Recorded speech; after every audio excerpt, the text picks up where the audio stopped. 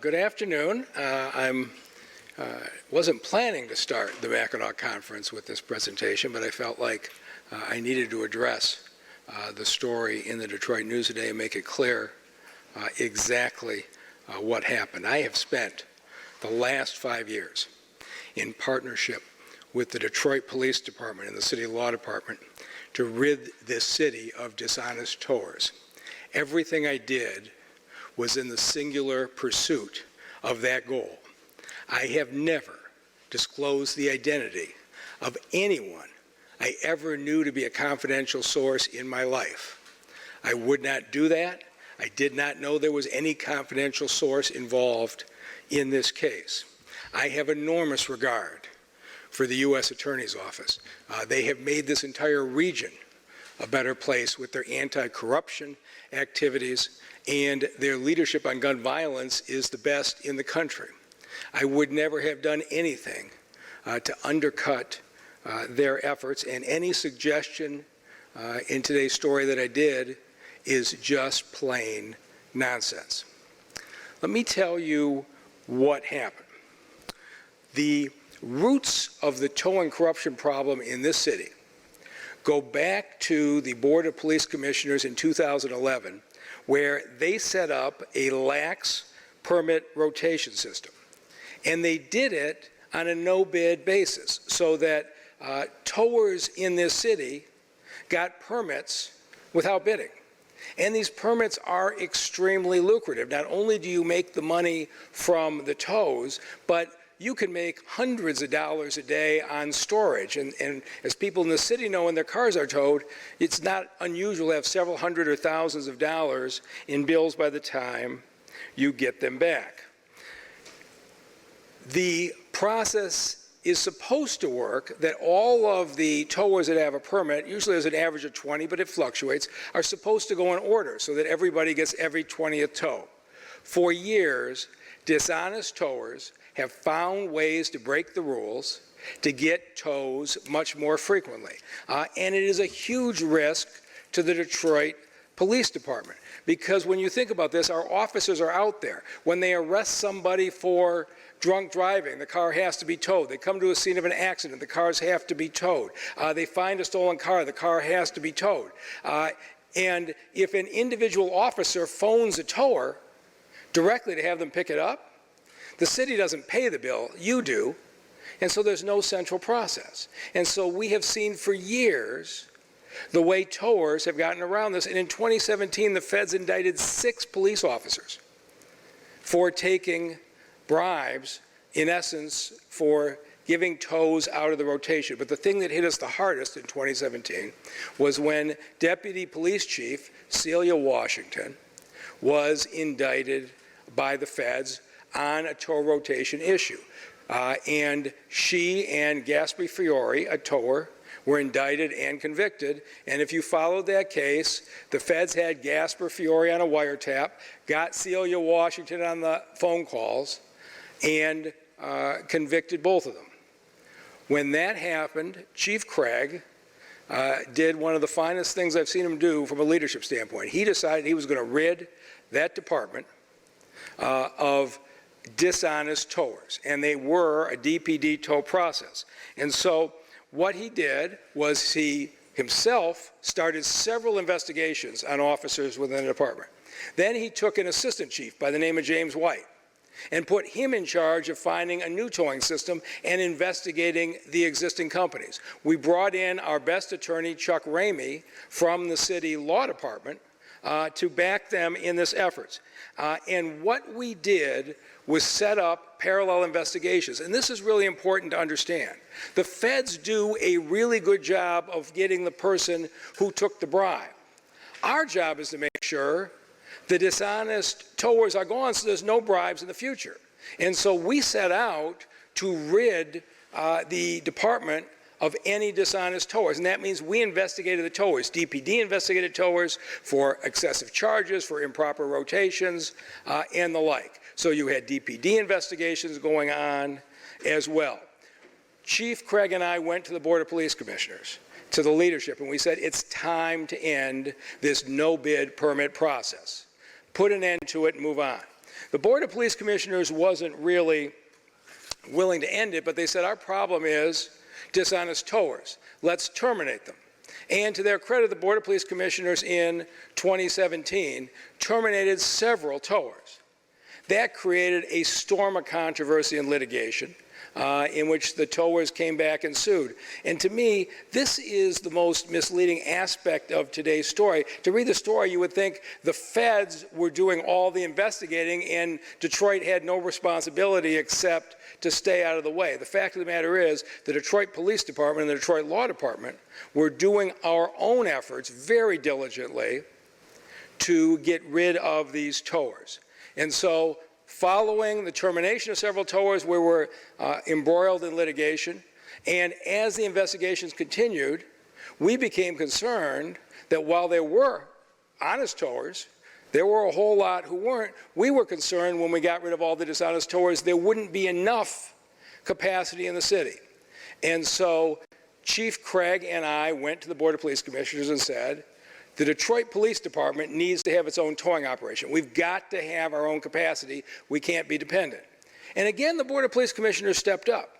And in 2018, the Board of Police Commissioners authorized DPD to run its own towing operation. Again, huge controversy, huge litigation from the towers. And again, Chuck Ramey, representing the Detroit Police Department, succeeded in that case.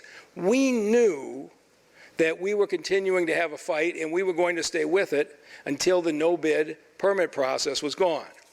But without a doubt, the biggest surprise came in the spring of 2021 when Andre Spivey contacted me to say, and I never had any hint this was coming, he said, I've made a terrible mistake. He said, I got in financial trouble. I borrowed a large amount of money from a tower. He told me the tower was a tower we knew very well from our investigations and our litigation. He says, I meant to pay him back and I didn't. The feds have us on a wire. I expect us to get indicted soon. That if this was just me, none of my colleagues were involved, I've confessed all of this to the feds. But my attorney's trying to work on a cooperation agreement. I'm not sure that it's going to work. But I know what a shock this is going to be to the city after the Leland case. And I wanted you to know that this is about to come out. Now, I like most people in the city, I never saw this coming from Andre Spivey, minister, strong family, never seen any sign of this. And so I almost didn't know what to say, but what he had told me was he had a dishonest tower who had paid him off.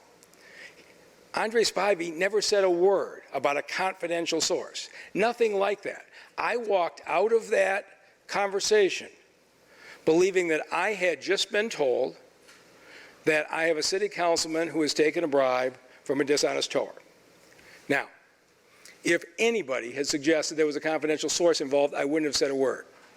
And the suggestion in today's Detroit News is that the mayor of the city should be told about bribery and a dishonest tower and not say anything. I don't believe that. I was a prosecutor for 3 years. When I learn of a crime, I believe it's my responsibility to act, and I did exactly what I should have done. I reached out and advised the Detroit Police Department of what I learned. I reached out and advised Chuck Ramey and the Law Department of what I learned, because both of them had active investigations and litigations with this tower, and we needed to make sure that this individual would not be able to continue doing business. But then we needed to do something further, and we decided that this was time. I knew the public in this town was pretty weary of all these charges, and that when the Spivey charge came out, there was going to be the question, is this ever going to end?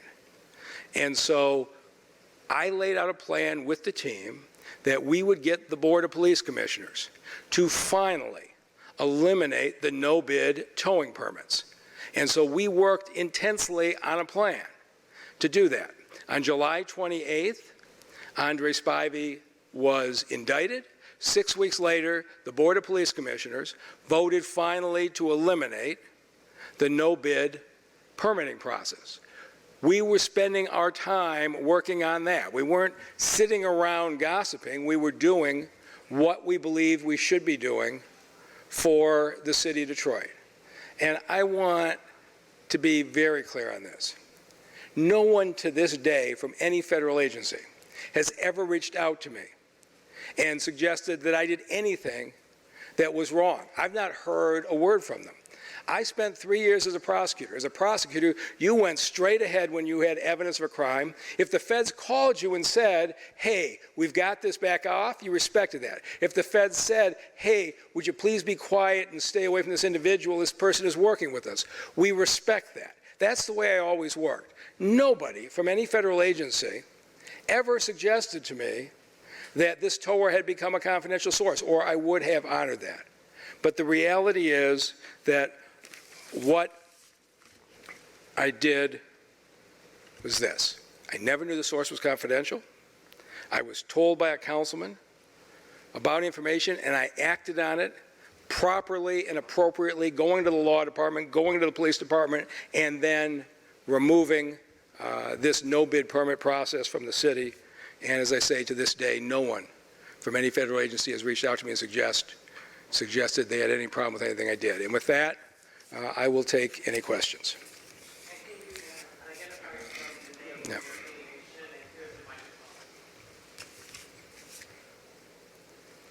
Okay, yeah, Chad Livengood, now back at Detroit News. Mr. Mayor, who outside of the law department and DPD did you identify the name of this tower to?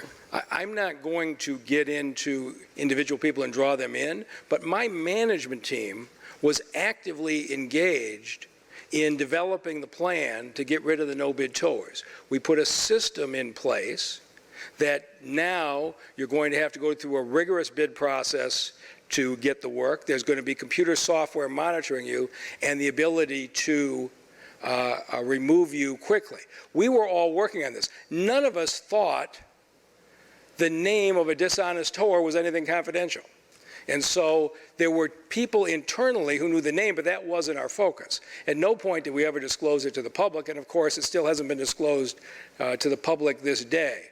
But I was not focused on the confidentiality because I never had any reason to believe that the feds considered them confidential. If I had, I would have handled it differently.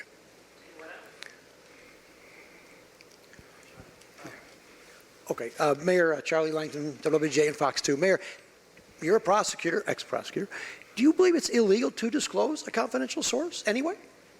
If you worked for the U.S. Attorney, if you were a member of the grand jury, absolutely. Charlie, if somebody walks up to you on the street today and says this, do you have a right to report it? But in my case, it didn't matter. I had no reason to believe this person was a confidential source. I thought that they had been just like Gasper Fiore, who got caught on a wiretap by the feds and got Celia Washington. I assumed they had gotten this tower on a wiretap and gotten Andre Spivey. Nothing Spivey said suggested to me that it was anything different than that. But we didn't talk about the details of it. We talked really about, his situation. Yes. I guess to follow up, did you or did you not talk to someone outside of city government and DPD about the identity of this person and why? Again, if you tell me who you're talking about, I don't know. Did I consult with somebody on advice on how to put together a new towing system or how to handle something? I'm not going to respond to the entire universe, but if there's a suggestion I talk to somebody, tell me who it is and I'll respond. I will say this again. I was intensely focused on removing a tower I believe to be dishonest from the system, and I was intensely focused on getting rid of the no-bid permit process. I was not focused on a confidential source because I didn't believe the source was confidential. And so if you tell me there was an individual conversation with somebody, I could tell you why I had it and for what purpose, but I have no way to answer some kind of general anonymous statement. Let me ask some questions from reporters watching on the live stream. Donna O'Connor, in response to the Detroit News report on their sources linking you to the City Hall corruption investigation, What was the reason for sharing the informant's name with people outside of the law department? And do you agree that you're referenced as the public official who shared the informant's name as stated in Andre Spivey's sentencing memo? Again, I was unaware that I was a public official. I only heard that for the first time from a reporter from the Detroit News. So assuming that this is me that was being referred to, I'm answering the questions, but it certainly seems to match up in the language. And as I said, the reason that we were talking about it is talk to the law department, I talked to DPD, I talked to the management team that was putting together the new towing system. And we did it because that's our responsibility. And at no point did I believe, again, the question says an informant. I had no reason to believe the individual is a confidential source. Next one is from Joe Gullen. During his meeting with the mayor about the federal investigation in June, did Spivey say anything about the towing industry figure wearing a wire or displaying any other behavior that could indicate the towing industry figure was working with law enforcement? No, Spivey didn't indicate any anger at all toward the tower that he told me he borrowed money from. So he said nothing at all to suggest it was anything other than the feds had caught both of them. And this is also from Joe Gullen. After the Spivey talk, why not check with the feds first about the nature of the investigation before talking to DPD law department? Again, I went and got legal advice from my own team and my own department and acted accordingly. Anything else? All right, thank you very much for giving me the time.